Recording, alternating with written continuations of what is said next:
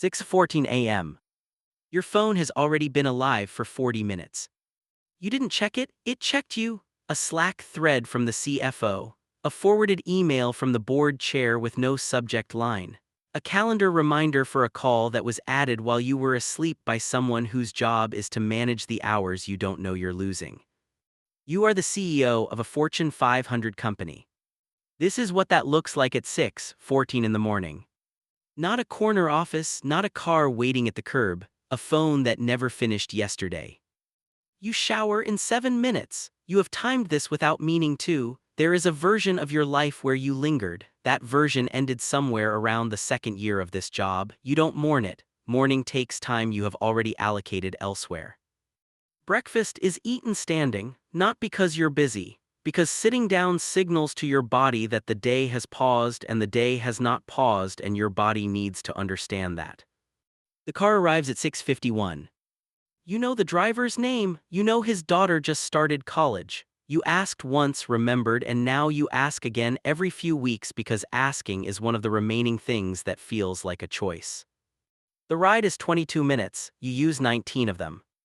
There is a briefing document prepared each morning by your chief of staff. 12 pages, color-coded. You read 8 of them before the building comes into view. The other 4 will wait until the car is moving again tonight. The document contains things that will require decisions, things that are already crises, and things that were crises last week and have been quietly resolved by people you trust with authority you gave them and will never fully audit. This is the first thing you have to understand.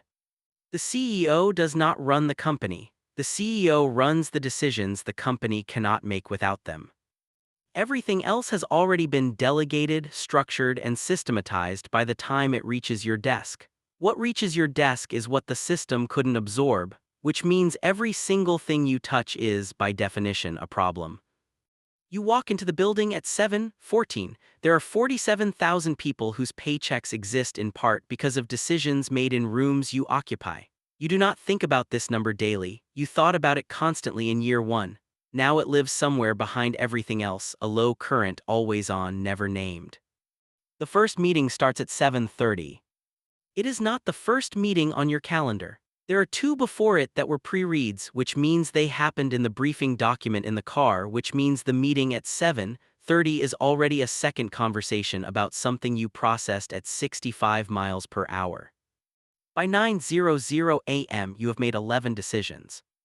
You know this because your chief of staff tracks them, not all decisions, the ones that moved something, the ones that closed a loop or opened one. You review the list at end of day. Some days it is 9, some days it is 23. The days it is 23 are not the good days. There is a board member who calls without scheduling, always the same one. He has been on the board for 11 years and operates as though the company still needs someone to catch it from falling, which it does not, which is a conversation you have been having indirectly for 2 years. You take the call. You listen completely. You say what you need to say in fewer words than he uses. You end the call in 9 minutes. He feels heard.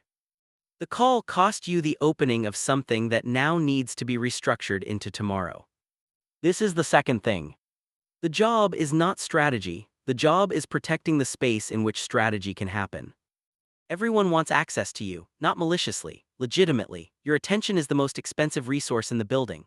1 hour with you means something to a department head, a decision accelerated, a project unblocked, a career-defining conversation that will be repeated in that person's memory for 15 years. You cannot give this hour to everyone who deserves it, so you give it to whoever needs it to move something that cannot move without it.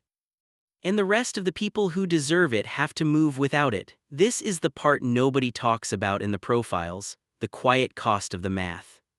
Lunch is a working lunch. They are all working lunches now. This one is with your head of communications and 2 people from the investor relations team. The quarterly earnings call is in 9 days. You are reviewing how to say a true thing in a way that does not create a false impression without creating a vacuum that the wrong interpretation fills. Language at this level is not expression, it is architecture. You choose every word the way a structural engineer chooses load-bearing materials. One phrase said imprecisely in a 40-minute call can move a stock price by 4%. You know this because it has happened twice in the same year. You eat without tasting the food. The afternoon contains a talent conversation you've been postponing. There is an executive on your leadership team who is exceptional at one thing and corrosive at another. The organization has been absorbing the damage quietly, the way organizations absorb damage, through the people directly below him who have stopped speaking honestly in rooms where he is present. You have known this for 60 days. You have been building the structure around the conversation before having it. Timing and people decisions at this level is not procrastination, it is sequencing. Get the sequencing wrong and you lose the executive, the institutional knowledge, and three people below him who decide the instability is a signal. You have the conversation at 3:45. It lasts 40 minutes. You say less than you prepared, you listen to more than you expected. The outcome is not the one you walked in expecting. This happens more than people think. The version of the conversation you rehearsed and the one that actually occurred share a direction but not a destination. You don't tell anyone how it resolved, not today. By 5:00 p.m. you have read 43 emails, sent 11 and had 26 conversations of varying length and consequence. You have approved 2 things, rejected 1, deferred 4, and sent 6 back for more information that you already suspected wouldn't arrive in the form you need. There is a dinner tonight, there is almost always a dinner. This one is a stakeholder dinner, 8 people, a sovereign wealth fund considering a position, 2 existing major shareholders, a former senator who now advises on regulatory posture. The conversation will be simultaneously social and evaluative. You will be studied with a precision that looks like casual interest. You know this, you study back. You order without looking at the menu. You have not looked at a menu at a dinner like this in 4 years, not because you know every restaurant. Because looking at the menu is a form of processing that removes you from the table, and you cannot be removed from this table. The dinner ends at 9:40, the car is there. The remaining 4 pages of this morning's briefing document are read on the way home. There are 2 things in them you should have seen this morning. You flag them. Your chief of staff will have responses by 7:00 a.m. You are home by 10:15. The house is quiet.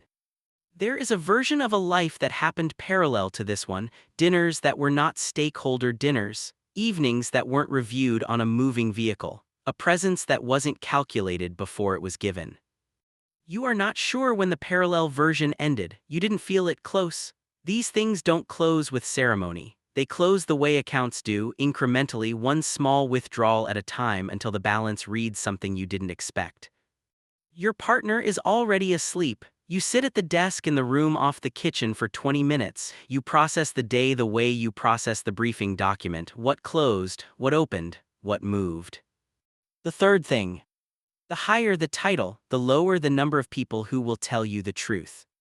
Your first year you built systems to compensate for this. Anonymous feedback channels, skip-level conversations, advisors paid to disagree with you. You still use all of them, they still help. But there's a ceiling on what any system can extract that the organism is built to protect. The higher you go, the more the organization adjusts its behavior to your presence before your presence arrives. People do not tell the CEO what the CEO might not want to hear, not because they are cowards. Because they are humans inside a hierarchy that rewards alignment. You are, at some level, always operating with incomplete information. The skill is not eliminating the incompleteness. The skill is knowing where the gaps are likely to live. You check the phone one final time. A message from your head of strategy, 2 sentences, a development in a market you've been monitoring for 16 months. The timing is earlier than modeled. You respond in 1 sentence. You set the phone face down. Tomorrow starts in 6 hours and 40 minutes. The briefing document will be ready. The calls will already be scheduled. The decisions that need you will be waiting with the patience of things that have nowhere else to go. This is what you signed up for. Not the title. Not the number. This. The machine that doesn't pause when you do. The thing that was always the point. You knew that before you took the job. You know it still. The phone is face down. The house is quiet. Somewhere right now in a conference room in a time zone 4 hours ahead, 31 people are in a meeting about a decision that will eventually require your signature. The signature is already on its way. You just haven't written it yet.